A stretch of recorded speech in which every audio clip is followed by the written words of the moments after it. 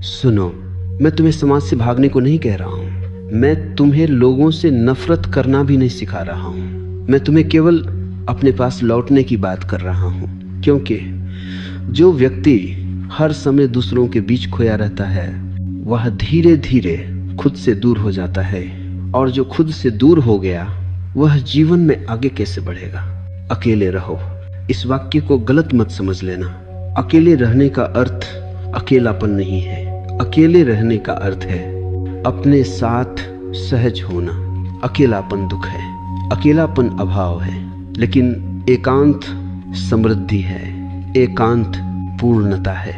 दुनिया तुम्हें अकेलेपन से डराना सिखाती है, क्योंकि जो आदमी अकेले रहना सीख लेता है वह भीड़ का गुलाम नहीं रहता। भीड़ चाहती है कि तुम हमेशा बोलते रहो, बताते रहो, समझाते रहो, साबित करते रहो, क्योंकि जो आदमी लगातार बोलता रहता है वह सोच नहीं पाता, और जो सोच नहीं पाता वह जाग नहीं पाता। इसलिए मैं कहता हूँ, कम बोलो। कम बोलने का अर्थ चुप रहना नहीं है। कम बोलने का अर्थ है जरूरत से ज्यादा मत बोलो।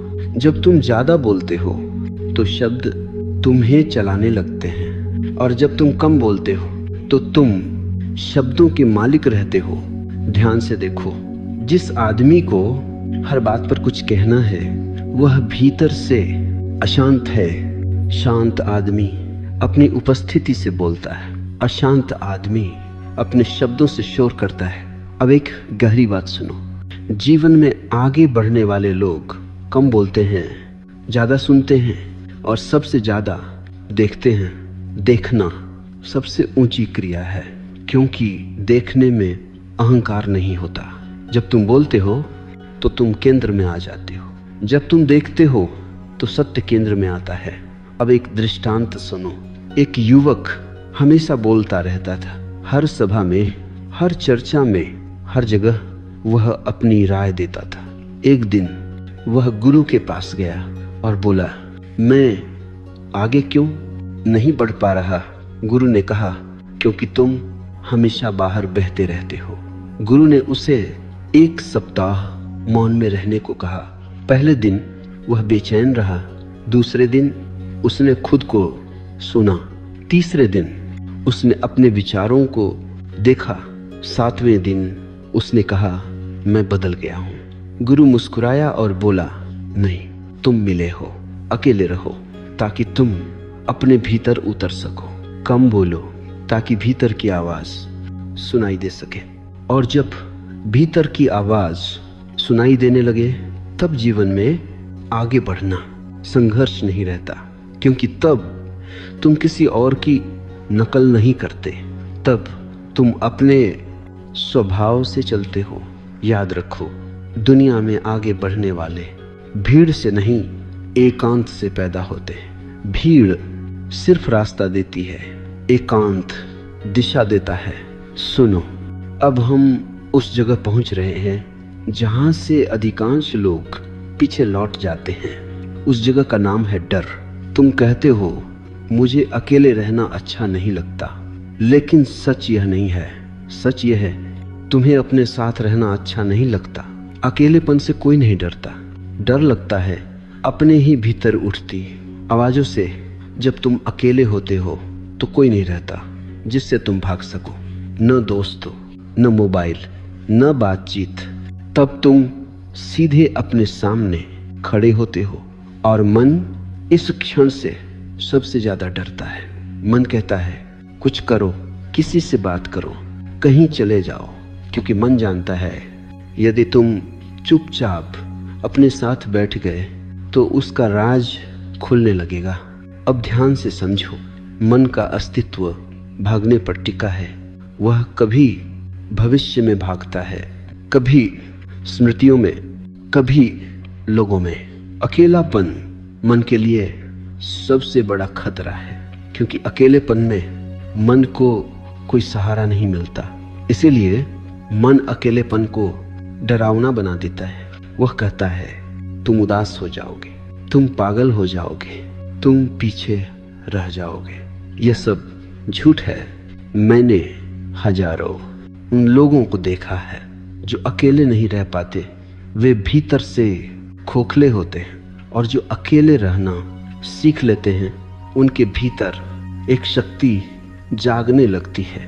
अब एक दृष्टांत सुनो।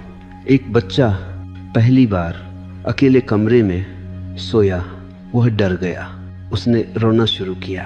माँ ने बत्ती जलाई और कहा देखो कुछ भी नहीं है, लेकिन डर कम नहीं हुआ। फिर माँ ने कहा मैं यही हूँ। डर तुरंत कम हो गया। समझे, डर अंधेरे से नहीं था, डर अकेले होने से नहीं था, डर था साथ न होने का।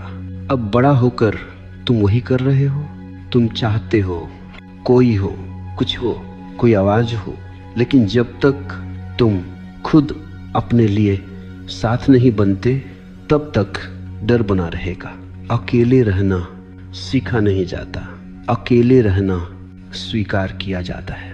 पहले पहले असहजता होगी, मन बेचैन होगा, शरीर हिलेगा, लेकिन यदि तुम भागे नहीं तो एक दिन एक चमत्कार घटेगा, अकेलापन बदल जाएगा एकांत में। और एकांत सबसे बड़ा शिक्षक है। एकांत में तुम देखोगे तुम्हारे विचार तुम नहीं हो। एकांत में तुम देखोगे तुम्हारी भावनाएं आती जाती हैं, और एकांत में तुम पहली बार अपने केंद्र को महसूस करोगे। याद रखो, डर का अर्थ है तुम सीमा पर खड़े हो, और सीमा पर या तो तुम लौट सकते हो या तुम उड़ सकते हो। जो लौट जाते हैं वे भीड़ में खो जाते हैं, जो ठहर जाते हैं वे स्वयं बन जाते हैं। सुनो, अब हम शब्दों की भीड़ से बाहर निकलेंगे, क्योंकि जो व्यक्ति जीवन में आगे बढ़ता है वह शब्दों से नहीं मौन से चलता है। लोग सोचते हैं जो ज़्यादा बोलता है वही ज़्यादा जानता है। ये भ्रम है। अक्सर जो ज़्यादा बोलता है वह ज़्यादा असुरक्षित होता है। बोलना मन की बेचैनी का सबसे आसान रास्ता है।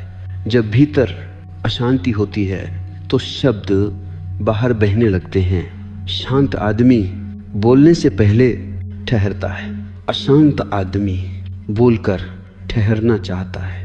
अब समझो, लोग ज़्यादा क्यों बोलते हैं? वे बोलते हैं क्योंकि वे सुने जाना चाहते हैं। वे बोलते हैं क्योंकि वे खुद को साबित करना चाहते हैं। वे बोलते हैं क्योंकि वे अकेले पड़ने से डरते हैं। लेकिन ध्यान रखना, जो खुद को जान लेता है उसे साबित करने की जरूरत नहीं रहती। अब एक गहरी बात सुनो, शब्द ऊर्जा खाते हैं। हर बार जब तुम बिना जरूरत बोलते हो तो तुम्हारी ऊर्जा बाहर बह जाती है। इसलिए दिन के अंत में बहुत लोग थके हुए नहीं, खाली होते हैं। वे कहते हैं मैंने कुछ किया नहीं, फिर भी थक गया। उन्होंने किया नहीं, उन्होंने बोला है। अब एक दृष्टांत सुनो। एक आदमी पूरा दिन शिकायत करता था। शाम को वह कहता मैं बहुत थक गया हूँ। गुरु ने कहा तुमने काम नहीं किया, तुमने शब्दों से खुद को निचोड़ लिया। अब समझो मौन क्या है। मौन बोलना बंद करना नहीं है। मौन अनावश्यक बोलना, छूट जाना है। मौन का अर्थ यह नहीं कि तुम कभी ना बोलो। मौन का अर्थ है जब बोलो तो पूरा बोलो। कम शब्द, सटीक शब्द, सच से निकले शब्द।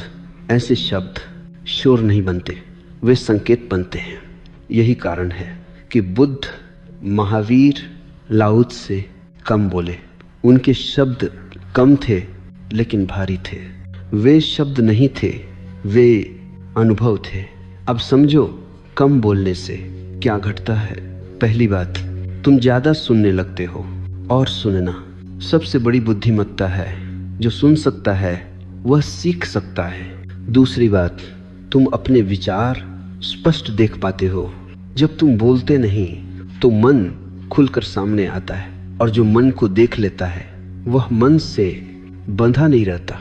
तीसरी बात, तुम्हारी उपस्थिति गहरी हो जाती है। लोग महसूस करते हैं यह आदमी कुछ अलग है, क्योंकि वह शब्दों से नहीं मौन से बोल रहा है। अब एक बहुत महत्वपूर्ण चेतावनी, कम बोलना, दमन नहीं होना चाहिए। यदि तुम गुस्सा दबा रहे हो और बाहर से चुप हो तो यह मौन नहीं है, यह जमा हुआ जहर है। मौन तब होता है जब भीतर कुछ दबा नहीं होता, जब भीतर सब देखा गया हो। इसलिए मैं कहता हूं, पहले देखो फिर बोलो। देखना मौन को जन्म देता है। सुनो, अब मैं तुम्हें उस स्रोत की ओर ले जा रहा हूं जहां से जीवन की सारी ऊर्जा आती है। उस स्रोत का नाम है एकांत। लोग समझते हैं कि ऊर्जा खाने से आती है, आराम से आती है, लोगों से मिलकर आती है। ये आधा सच है। असल ऊर्जा आती है अपने साथ होने से। जब तुम लगातार लोगों के बीच रहते हो, लगातार बोलते हो, लगातार प्रतिक्रिया करते हो, तो तुम्हारी ऊर्जा बाहर बहती रहती है। तुम ध्यान नहीं देते, लेकिन हर बातचीत थोड़ी थोड़ी ऊर्जा ले जाती है। इसीलिए बहुत लोग कहते हैं, मैं कुछ किए बिना थक गया हूं। उन्होंने काम नहीं किया, उन्होंने खुद को लुटाया है। अब समझो एकांत क्या करता है। एकांत ऊर्जा को वापस बुलाता है। जब तुम अकेले बैठते हो, कुछ नहीं करते, कुछ नहीं बोलते, तो ऊर्जा धीरे धीरे घर लौट आती है। ये ऐसा है जैसे नदी समुद्र से फिर अपने स्रोत की ओर बहने लगे। पहले पहले अजीब लगेगा, क्योंकि जब ऊर्जा वापस आती है तो पुराने घाव दिखने लगते हैं। मन कहेगा ये अच्छा नहीं है, कुछ करो, ध्यान हटाओ। यहीं अधिकांश लोग भाग जाते हैं। लेकिन यदि तुम थोड़ी देर ठहर सको तो वही बेचैनी धीरे धीरे शक्ति बन जाती है। अब एक दृष्टांत सुनो। एक धनुष था, वह हमेशा तना रहता था। एक दिन धनुर्धर ने उसे ढीला कर दिया। धनुष बोला, अब मैं कमजोर हो जाऊंगा। कुछ समय बाद जब फिर खींचा गया तो तीर पहले से भी दूर गया। एकांत धनुष को ढीला करने जैसा है। जो आदमी कभी ढीला नहीं पड़ता वह एक दिन टूट जाता है। अब समझो, एकांत और सृजन का संबंध। दुनिया की सारी महान रचनाएं एकांत में पैदा हुई हैं। कविता भीड़ में नहीं आती, संगीत शोर में नहीं उतरता, दृष्टि बहस में नहीं जन्म लेती, वे मौन में जन्म लेते हैं। क्यों? क्योंकि सृजन भीतर से आता है और भीतर तब खुलता है जब बाहर कम हो जाता है। अब समझो, अकेले रहने से डर क्यों लगता है? क्योंकि एकांत तुम्हें तुम्हारे सामने खड़ा कर देता है। और अपने सामने खड़े होने का साहस बहुत कम लोगों में होता है, लेकिन वही साहस जीवन को आगे ले जाता है। याद रखो, भीड़ में सुरक्षा होती है लेकिन दिशा नहीं। दिशा एकांत में मिलती है। जो आदमी अपनी दिशा नहीं जानता वह कितना भी तेज चले कहीं नहीं पहुंचता। एकांत तुम्हें रुकने का साहस देता है, और जो रुक सकता है वही सही दिशा में चल सकता है। सुनो, अब मैं एक बहुत जरूरी भ्रम तोड़ने जा रहा हूं, क्योंकि तुम कहते हो मैं जीवन में आगे बढ़ना चाहता हूं। लेकिन रुककर पूछो, आगे किस दिशा में? अधिकतर लोग आगे बढ़ने का अर्थ समझते हैं और ज्यादा पाना, और ज्यादा बनना, और ज्यादा दिखना। मैं तुमसे कहता हूं, यह आगे बढ़ना नहीं है। यह केवल भीड़ में तेज चलना है। आगे बढ़ना तेज चलना नहीं है, आगे बढ़ना है, सही दिशा में चलना। और दिशा भीड़ से नहीं मिलती, दिशा एकांत से मिलती है। भीड़ तुम्हें गति देती है, एकांत तुम्हें दिशा देता है। अब समझो, लोग क्यों थक जाते हैं? वे दिन रात भागते रहते हैं लेकिन भीतर कहीं नहीं पहुंचते। क्यों? क्योंकि वे दूसरों की मंजिल अपनी मंजिल समझ लेते हैं। दूसरों की परिभाषा में जीने वाला व्यक्ति कभी संतुष्ट नहीं होता। अब एक दृष्टांत सुनो। एक आदमी पहाड़ पर चढ़ रहा था। वह बहुत तेज था, सबको पीछे छोड़ रहा था। थोड़ी देर बाद उसे लगा मैं गलत पहाड़ पर हूँ। समझे, तेज होना व्यर्थ है यदि दिशा गलत हो। अब समझो असली प्रगति क्या है। असली प्रगति भीतर घटती है जब तुम कम प्रतिक्रियात्मक हो जाते हो, जब तुम कम भयभीत हो जाते हो, जब तुम कम दूसरों पर निर्भर हो जाते हो। ये उपलब्धियां किसी प्रमाण पत्र में नहीं मिलती, लेकिन यही